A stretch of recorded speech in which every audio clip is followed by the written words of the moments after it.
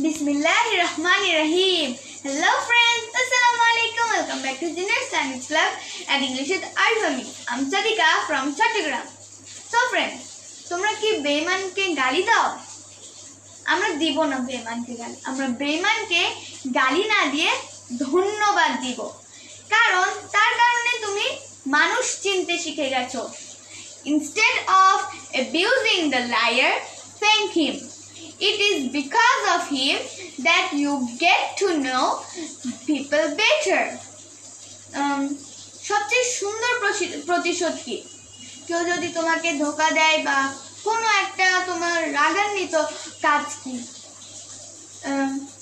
সবচেয়ে সুন্দর প্রতিশোধ হলো কারো প্রতি কোনো রাগ, অভিমান, অভিযোগ বা ঘৃণা না রেখে তাদের ভুলে যাওয়া এবং সকল রকম যোগাযোগ বন্ধ করে দেওয়া।